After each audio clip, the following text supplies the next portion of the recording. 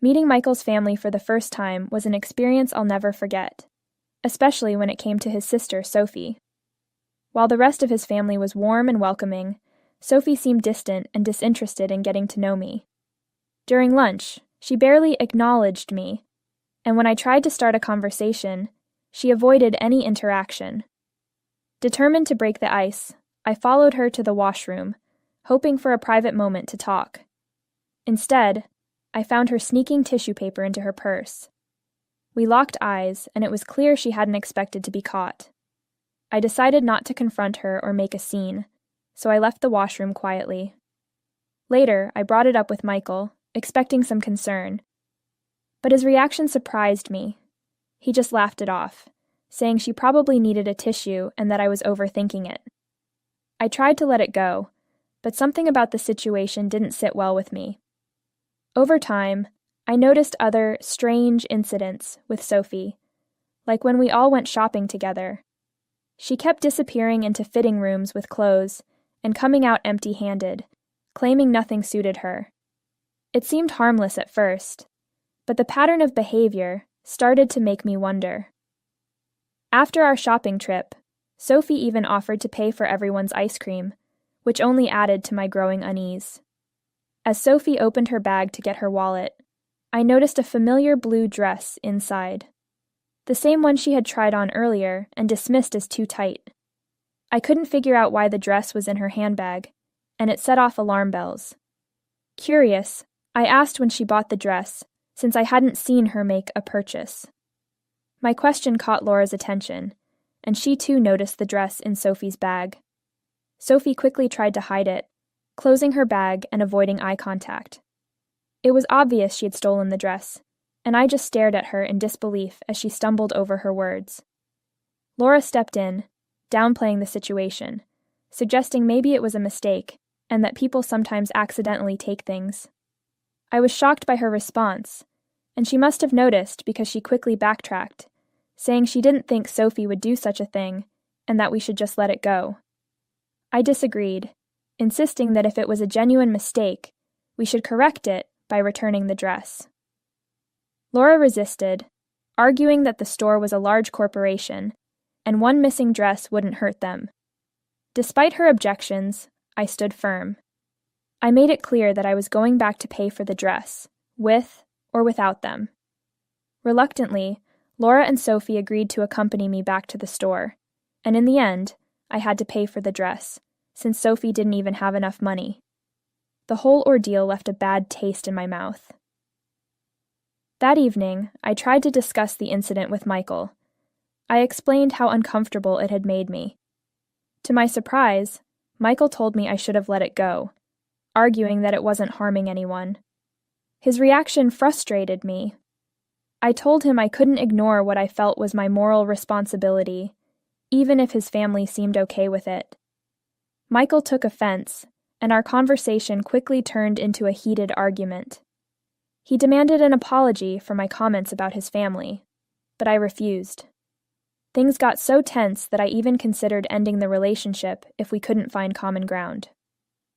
After a few days of cooling off, Michael came back with an apology. We had a long talk and realized that arguing over our families wasn't worth risking our relationship. He admitted he was protective of his sister, but understood why I felt the way I did. He even offered to reimburse me for the dress, but I declined, appreciating the gesture. Since then, I've decided to keep quiet about his sister. The next incident involving Sophie happened at Michael's cousin's baby shower. The baby shower was filled with excitement, as everyone gathered with gifts from the registry. Michael's cousin, glowing with joy and just 2 months away from giving birth, was the center of attention. We helped her cut the cake, opened some presents, and shared in the happiness of the day. Later, I excused myself to use the washroom. As I passed the bedroom, I was stunned to see Sophie rummaging through the gift boxes, clearly searching for something to take. My heart sank. She was planning to steal from an expectant mother who needed these gifts far more than Sophie did. I had promised myself to stay quiet about Sophie after the last incident, but I couldn't stand by and let this happen. The thought of an expectant mother losing essential baby items to Sophie's compulsion was unbearable. Determined to handle it subtly, I decided not to confront her directly. Instead, I walked back a few steps and cleared my throat as I passed by again, hoping Sophie would catch on. When I approached the bedroom, I casually greeted her as if I was just passing through. Sophie's reaction was immediate. She quickly stopped, got up, and rejoined the guests in the living room. I watched her go, shaking my head in disbelief at how far she would go to satisfy her urge to steal. It was clear just how serious her problem was, and it left me even more uneasy about her presence at family events. This time, I chose not to mention it to Michael. I didn't want another argument where he'd defend his sister, pretending she didn't have a serious issue. The final straw came at our wedding. My mother had given me a pair of beautiful blue earrings, a family heirloom passed down through generations.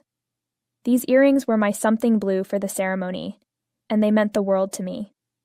After the ceremony, with Michael and I officially married, I planned to change into a more comfortable outfit for the reception. I left the earrings in my bridal room, confident they'd be safe. The venue was secure, and only our trusted guests were present. The reception was perfect. Michael and I danced the night away, surrounded by love and happiness. It was a magical evening, and I was thrilled to finally call him my husband. But in the early hours of the morning, when my bridesmaids and I returned to the bridal suite to pack up, I noticed the earrings were missing. Panic set in as we searched the room, hoping they'd just been misplaced. I knew my bridesmaids. They were childhood friends who would never steal from me. We tore the room apart, checking every nook and cranny. My heart pounded as I realized the earrings were truly gone. Devastation hit me hard. These earrings held so much meaning, far beyond their monetary value. Those earrings symbolized my family's heritage, and as we kept searching, a terrible suspicion began to grow. There was only one person at our wedding who I knew could steal. Sophie's strange behavior throughout the evening hadn't gone unnoticed. She had hovered around the bridal room earlier and disappeared for a while during the reception. Looking back, it all seemed suspicious. The thought that she might have taken the earrings made my heart sink. I didn't want to confront her, especially on my wedding night, but the idea of losing such a precious heirloom was unbearable. Steadying my nerves, I approached her calmly. Surrounded by family, I asked if she had seen my earrings. Her eyes widened as she stammered out a denial, but her reaction only confirmed my fears. My bridesmaids sensed the tension and gathered around us, their faces showing concern and suspicion. The room grew heavy with unease as I pressed Sophie, my voice trembling with both fear and anger. Laura approached, curious and concerned, but I gestured for her to stop. Locking eyes with Sophie, I repeated my question more firmly. She looked increasingly uncomfortable, her eyes darting around the room. Just then, Michael came over, sensing the tension. He tried to pull me away, suggesting I'd had too much to drink. His words only fueled my frustration. I turned to him, steady but angry, and told him I hadn't touched much alcohol that night, so he shouldn't make such a ridiculous suggestion. Turning back to Sophie, I glared at her, my patience running thin. The room fell silent as everyone watched. Sophie's face turned pale, and she began to stammer, denying any wrongdoing, but I could see through her act. Finally, with a shaky hand, she reached into her purse and pulled out my earrings. She handed them to me with a mumbled apology, avoiding my eyes. Relief washed over me, but it was quickly overshadowed by anger and betrayal. Laura and Michael were stunned. Laura's face flushed with embarrassment, and Michael's expression shifted from disbelief to anger as he realized what had happened. "I can't believe you would do this on our wedding day," I said, my voice shaking with hurt and fury. Sophie mumbled another apology, but it felt empty. This wasn't just about the earrings. It was about trust and respect. Michael, now fully grasping the situation, turned to Sophie, his voice low and intense. "How could you do this?" he demanded. Sophie had no answer. She just stood there, looking down, unable to meet anyone's eyes. This incident was the final straw. It confirmed all my worst fears about her kleptomania and strengthened my resolve to protect myself from her destructive behavior. For the first time, Michael stood by me, acknowledging that what Sophie had done was unacceptable. My mother, who had witnessed everything, was far less forgiving. She angrily told Sophie that stealing from her own family was beyond disgraceful. Laura tried to defend her daughter, suggesting it might have been an accident, but I had reached my limit. I turned to Laura and with a calm but firm voice, said, "Laura, you know your daughter has a problem. She needs therapy before she takes something even more valuable." My words seemed to hit Laura hard. She started to respond, but then thought better of it and stayed silent. Sophie, meanwhile, looked even more ashamed. My mother, still furious, added, "This was your brother's wedding, a day meant for celebration. How could you ruin it by stealing something so precious?" The room was silent, and I could feel the eyes of our guests on us, their shock and discomfort clear. The joyous atmosphere of the wedding had been shattered by Sophie's actions. In the days after our wedding, Michael and I had several long talks about Sophie and how we would handle her in the future. He apologized for doubting me and agreed that Sophie needed professional help. We decided to set clear boundaries to protect ourselves and our future family. Michael eventually spoke with his mother, and after some pressure from family and friends, Laura finally admitted that Sophie had a problem. It wasn't easy for her to accept, but she realized she couldn't keep ignoring her daughter's issues. Laura took action, arranging for Sophie to see a therapist. Sophie also joined a kleptomaniac support group, where she connected with others facing similar struggles. This support helped her open up about her addiction and begin to understand it better. Although I didn't stay in touch with Sophie after the wedding incident, I kept up with her through Michael. Despite the hurt and betrayal, I hoped she could recover from her addiction. Over the years, Sophie seemed to make significant progress. She even met someone from her support group who understood her struggles, and they eventually got married. To our surprise, Sophie and her partner had a shotgun wedding, keeping it very private. They didn't invite anyone, and only informed us through Laura the day after. Michael and I were initially shocked by the secrecy, but we understood that Sophie needed something low-key and personal, away from the pressure of a big family event. Even though we weren't part of the celebration, we were genuinely happy for her and wished her well. Unfortunately, the marriage didn't last. Sophie's husband was caught stealing from his workplace, taking important documents and equipment. His repeated thefts led to his arrest and sentencing. The news devastated Sophie. With nowhere else to go and no job to support herself, she had no choice but to move back in with Laura. Laura took Sophie in for a few months, but it quickly became clear that this wasn't a sustainable solution. With limited finances, Laura struggled to support her jobless daughter, and Sophie wasn't making any progress in getting back on her feet. Laura grew tired of the situation. Knowing that Michael and I had a larger place without rent, Laura reached out to Michael, asking if Sophie could stay with us for a while to get back on her feet. When Michael brought up the idea, I was firmly against it. We had just welcomed a baby boy, and balancing work with caring for our son was already overwhelming. The thought of having Sophie, someone with a history of stealing, in our home added stress I didn't need. I asked Michael if Sophie had even started looking for a job during her time at Laura's, but he shook his head no. Still, Michael assured me that perhaps staying with us would motivate Sophie to improve her situation. He believed that, as her brother, he needed to support her during this difficult time. He also assured me that Sophie had changed and was no longer a kleptomaniac. Despite my strong reservations, I reluctantly agreed to let Sophie move in, hoping that Michael's faith in her would prove true. Sophie moved into our guest room, and at first, she was polite and friendly. It seemed like she'd changed, but I remained cautious, keeping a close eye on my belongings.